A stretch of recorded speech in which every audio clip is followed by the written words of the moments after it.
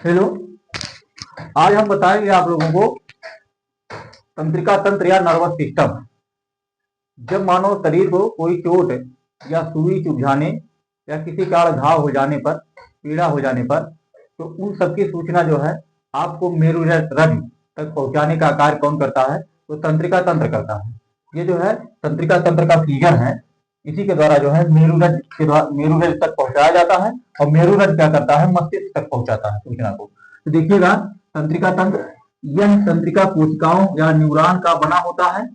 तंत्रिका कोशिकाएं 1.5 से 2 मीटर लंबी होती हैं। प्रत्येक तंत्रिका कोशिका में 3 भाग होते हैं। पहला भाग कोशिका का या साल्टान कहते हैं, दूसरे वाले भाग को डेंड्रांस या डेंड्राइन्स कहते हैं, तीसरे वाले भाग को एक्सोन कहते हैं। देखिएगा, कोशिका का या साल्टान, ये जो बीच वाला बड़ा सा भाग है उसे हम क्या कहते हैं? कोशिका का या साल्टान कहते हैं। अब देखिएगा, जो ये लंबी प्रवर्ध निकली हुई है, एक शाखा निकली हुई है, तो उस शाखा को हम क्या कहते हैं? डेंड्रांस या वृक्षकांत कहते हैं। अब उन शाखाओं में से छोटी छोटी पतली शाखाएं जो निकली हुई होती है उसे डेंड्राइन्स कहते हैं। ये दूसरा भाग हो गया आपका। अब देखिए, तीसरा जो भाग होता है, जो नीचे देखिए केंद्रक, ये है केंद्रक, मतलब सबसे निचले वाला जो शाखा होता है उसे हम क्या कहते हैं? एक्सान कहते हैं। अब देखिएगा, पहले दिन कोशिका काय या साल्टान।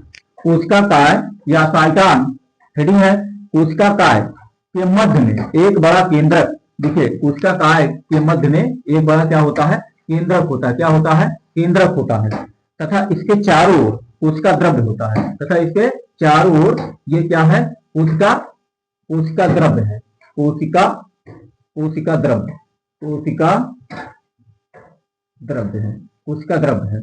अब देखिएगा, कोशिका द्रव्य में प्रोटीन कोशिका द्रव्य में प्रोटीन के अनेक सूक्ष्म कण होते हैं। देखिएगा, ये सारे कण जो दिखाई दे रहे हैं वो प्रोटीन के सूक्ष्म कण होते हैं।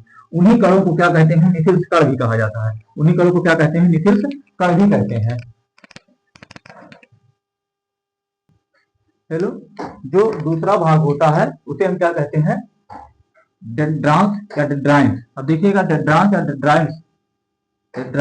या डेंड्राइट्स, देखिए कोशिका काय या साइटोन से अनेक प्रावर्ध निकले रहते हैं। तो साइटोन से देखिएगा बहुत सारी प्रावर्ध निकले हुए हैं, बहुत सारी शाखाएं निकली हुई हैं।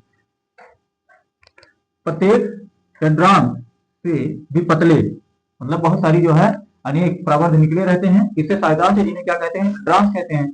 प्रत्येक डेंड्रान से भी पतले, मतलब प्रत्येक डेंड्रान से भी क्या होते हैं? देखिए पतली संरचना है, उसे क्या कहते हैं? डेंड्राइट्स भी कहते हैं। अब देखिएगा, इन्हें क्या कहा जाता है? डेंड्राइट भी कहते हैं। डेंड्राइट्स से सिनेप्स द्वारा जुड़े रहते हैं। देखिए, डेंड्राइट से क्या होता है? ये पतली परावर्त, ये किससे जुड़ा होता है? सिनेप्स से जुड़ा होते हैं। किससे जुड़ा होता है? सिनेप्स से जुड़े रहते हैं। एक्सान नंबर तीसरा है, एक्सान या तंत्रिकाज। तीसरा वाला जो है। अब देखिएगा, साइटोन या कोशिका काय से निकले अनेक प्रावर्धों में